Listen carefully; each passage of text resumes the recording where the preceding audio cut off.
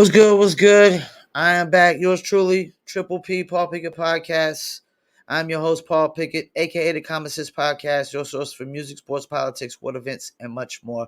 Today, I'm going to react to Joe Rogan and Anthony Kiedis from Red Hot Chili Peppers. Where Joe's asking him about how he survived from CDs to the streaming era, whatnot, and that definitely is a field that I know about because I've made my living off of music promotion for over a decade now. So I'm very interested in what he has to say. Before we do, let's give you a word from one of our sponsors, Dizzle brand, Dizzle Premium Luxury Liqueur. Let's get into it.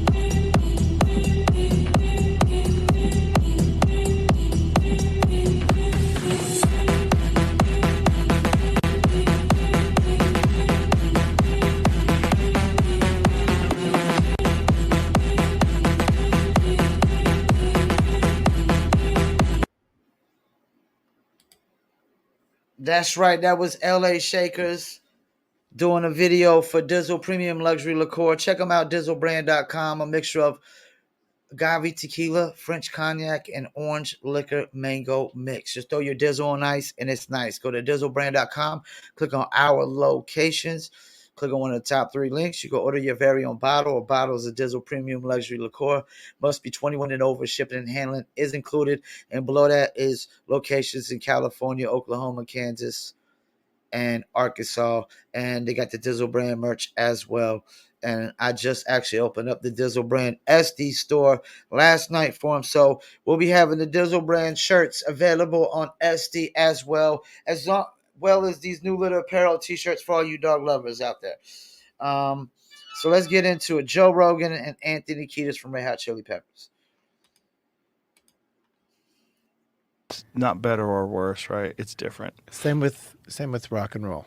Yeah. What was it like for you guys when all of that the streaming thing, when it all came to be with Napster and there was this big uproar? How did you guys how did you feel about that when all that was going on? Because that was the giant shift, right? Napster was the great shift when the internet sort of realized, like, oh, we could just get this stuff for free. And then, some people were furious about it. Like I interviewed Paul Stanley from Kiss once, and he was like, man, it's stealing. You're fucking stealing my music. And I was like, wow, that's an interesting way of looking at it. Because, like, some people didn't think of it that way at all. They thought of it like, well, this is a way my fans can get my music easier. And if you really want to support me and you like the music, go buy the CD too. But, like, I'm happy you got it.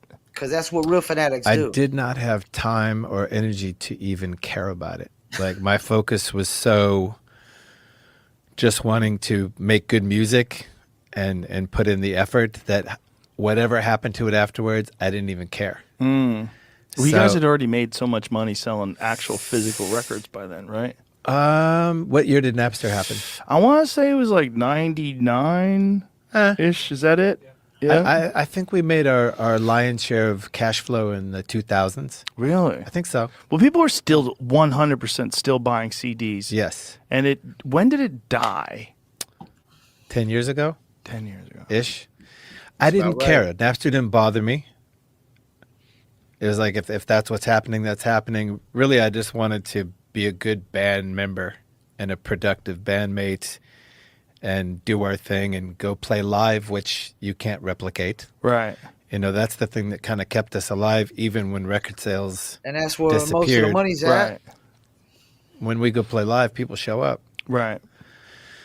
So I wasn't worried about the money, but I think even if that had happened earlier when I was less financially capable, I don't care.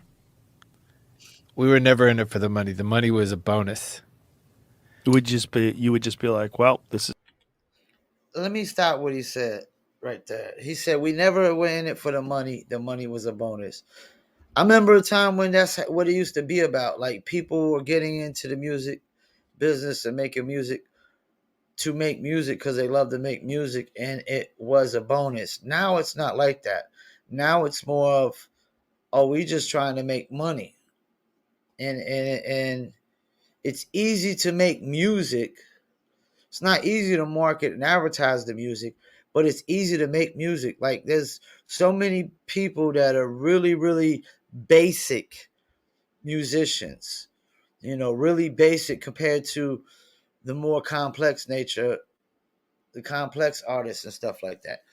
Like for example, a cat like Soldier Boys and 21 Savage and Lil Yachty. These cats are so basic compared to a cat like Busta Rhymes or Eminem or Tretch. These cats are nowhere. They're just so basic. So yeah, there used to be a time when it's about that, and there's still artists that are like that. But once you get into the business, um, you know, you, like you gotta want to make money too. You know what I'm saying? So it's like you said though, that's what it was originally about. Just we're making music because we love to make music, and this is a bonus. But that's not so much what's going on nowadays. Let's keep it moving.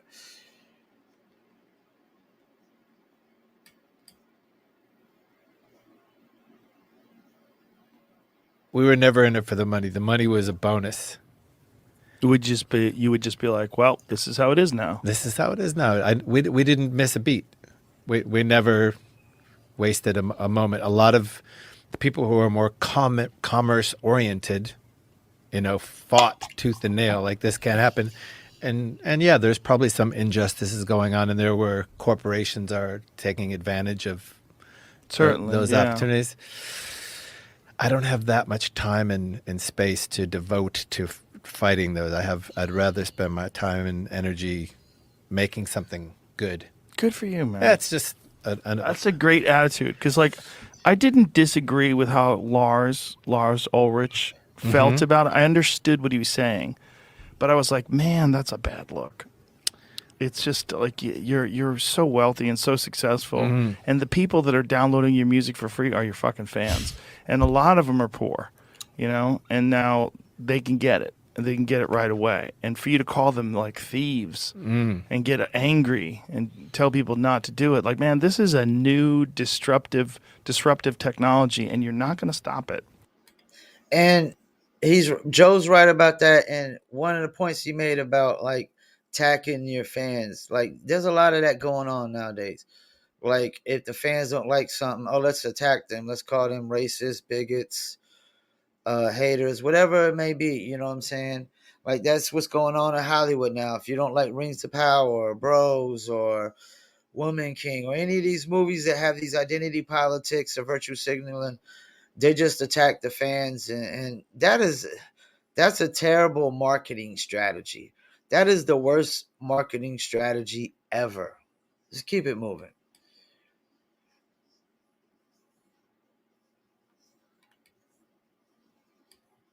Maybe some older folks who weren't in tune with the new internet, like they thought somehow or another you were going to stop it. I was like, man, you don't understand this, Genie, because that cork is off that bottle. And this whole thing this is the future, man. It's going to change for everybody with everything, whether it's with movies, with everything you could imagine. It's all going to be available now. And people that fought it were really just losing ground. So our record company, Warner Brothers, was going on heavy for very slow to recognize the power of the internet, and they got hurt. Let's run that back. I'm going to run that back. What he said. Just losing ground. So our record company, Warner Brothers, were very slow to recognize the power of the internet, and they got hurt.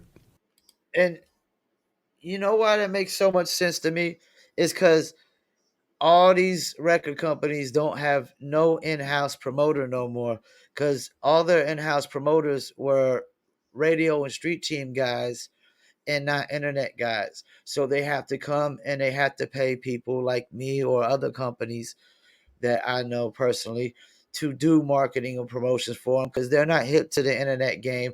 They waited too long. They didn't see what it was going to be. They thought we was going to be. We still break records the same way.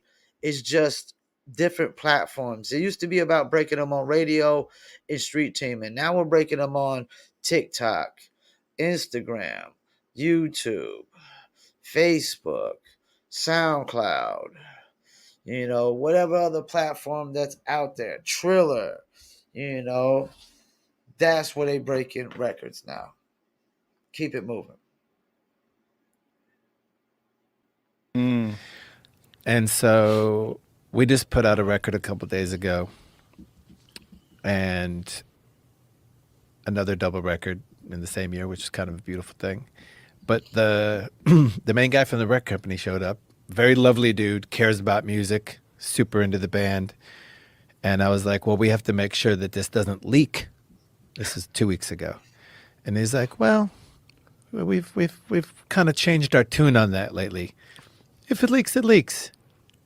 So even these gigantic behemoth companies are now like, okay, so it leaked. It's just makes it more popular. Yeah. Just more people tell people about it. I don't care. Good for you, man. Yeah. I just want people to hear it. You know what? What he said is very important there. He said the labels don't really care if it leaks anymore. Because, see, this is the thing about the music business has always been like the dope business. Okay, when they were breaking songs on radio, people could tune into their radio stations and listen free. They could tune into this radio stations and listen free.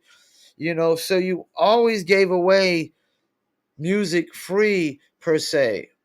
Because when people were paying, they were paying $50,000 to work the song on radio, so they could give the song away free on radio to listen to. That's the thing. You've always had to give away something for free to get them hooked first. It's like the dope game. You got to give them a free sample, and then they get hooked. And like he said, he just want people to hear his music. Some people just want people to love their music and appreciate their music, and if they get paid and make money by it, it's a bonus. And some people, then there's a lot of people in this business, because rapping or making music is easy now. You got software. You can get the software for your at the house, the microphone, the preamp. I record all my own stuff. You got mastering software online. You got distribution companies, promotion companies, everything that labels would try to withhold from up and coming and unsigned artists and not give them access to back in the 90s or the 80s. They have access to. We have access to recording our own music, making our own beat, distributing our own music, down to the publishing, the royalties, anything. You could do your own music video. I got a green screen right over here. You could just I could do my own music video right here. You know what I'm saying? Everything you could do in-house. You have access to all that, and you didn't have access to all that before. So, this is very interesting. Very, very, very interesting. But artists don't really think like that no more. They don't really think like that no more. Not the majority of them. Once again, I want to thank you for tuning in. Peace, and I'm out.